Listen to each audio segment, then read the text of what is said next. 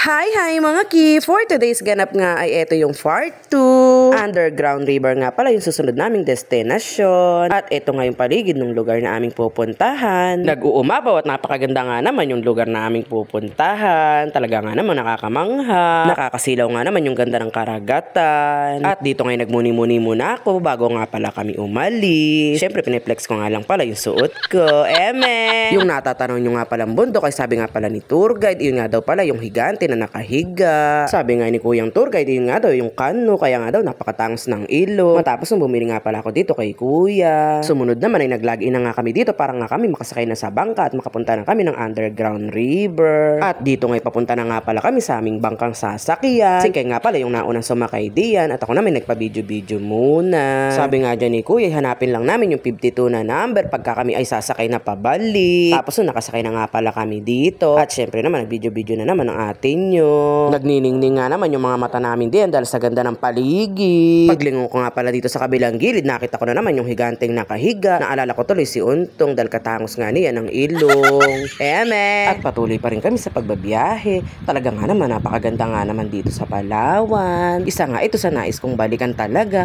at natupad nga iyon nung makita ko ulit na andito na nga ako. Dekada na nga din nga yung lumipas nung mapunta ako dito. At machika ko nga mga ki, sa unang pagkakataon nga na ako'y nagbuntis ay dito ko pa nga nalaman dahil nga wala nga ako sa mood nung kami ay namamasyal. At dito nga sa kababiyahe namin ay nakarating na nga kami dito. Touchdown ka nga.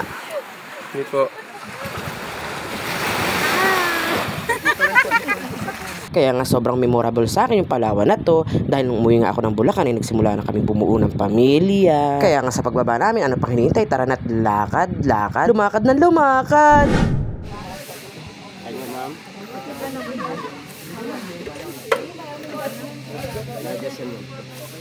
Ikot-ikot lang po.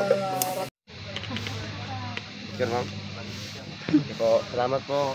At nagpatuloy na nga kami sa aming paglalakad. At nadaanan nga namin yung pinakamalaking puno dito sa Palawan. Sobrang taas nga naman ito. Talaga nga naman kasing laki siya ng building. Higante nga naman talaga yung puno na ito kung maituturing. Sobrang taas nga naman ito at ering at nagpatuloy kami sa aming paglalakad. Si Keng naman dito yung Malamis Universe ang datingan. At nang makalipas nga ang ilang minuto ay nakarating na rin nga kami sa aming pupuntahan. Pagdating nga namin talaga naman nakakamangha.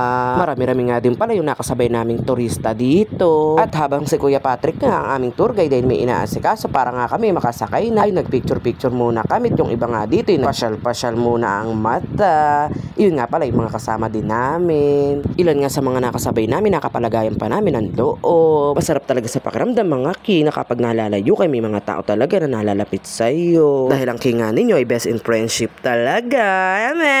Wow! At dito nga waiting pa rin kami para kami ay masakay na. Dito nga pala nakapila na rin nga kami.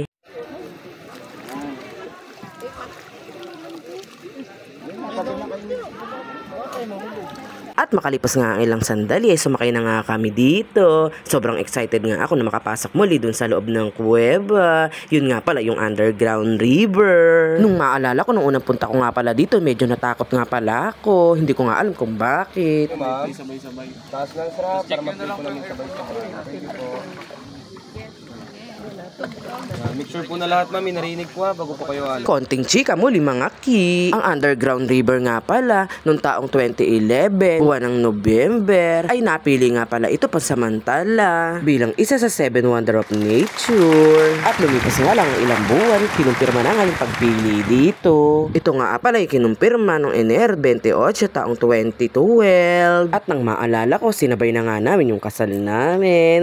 Diba, taray? Sa pagkumpirma nga ng 7 Wonder of Nature na napili ito, kasabay nun ay kinumpirma ko na yung pagpili kay Daddy Amboy. Taray, chares! Andain na nga daldal ng inyong ki. At nagpatuloy nga kami dito sa paglilibot-libot. At dito nga nakasakay pa rin kami sa bangka. Alang nga naman, lumalakad din nasa tubig ka nga. Eme! Sobrang nga naman talagang ganda mga ki. Yung mga rock formation nga nila ay talaga nga naman kakaiba. At napakalalaki talaga ng pagkakahulma. May ilang turista rin nga pala kami mga nakakasalubong na galing na nga pala sa loob. Sa kakachika ko nga pala mga kiinabot na nga pala ng ilang minuto yung aking mini vlog. Dahil nga ligayang-ligaya nga naman ako na ipakita sa inyo yung ganda ng Puerto Princesa Underground River. Medyo pinutol ko na nga pala yung ibang bahagi ng aking video. At dito nga sa party na to ay pabalik na nga pala kami. Palabas na nga pala kami dyan. Kaya medyo natatanaw na natin yung liwanag. Sa bandang loob nga pala talaga nga naman madilim. Ang magsisilbing ilaw mo nga lang pala yung flashlight ni Kuyang Tour Guide. Nagwawakas nga yung pagpunta namin dito sa Underground River. Talaga nga namang hindi ko makakalimutan. Dahil nga talagang napakaganda nga naman. Sino nga ba namang mag-aakala na talagang mabubuo yung rock formation ng ganoon? Aakalain mo talagang nasa palengke ka dahil yung rock formation nga nahuhulman ng mga prutas, gulay at kung anik-anik pa. At dito nga sa bahagi na nakalabas na nga kami. Talaga nga namang napakaganda pati sa labas. At dito ko na nga pala puputulin yung aking video at sumobra na nga yung haba. Sana po ipanoorin ninyo hanggang sa dulo. At abangan nyo po ako sa aking susunod na mini vlog. Abangan nyo nga pala yung part 3 kung saan naman kami pupunta. At yun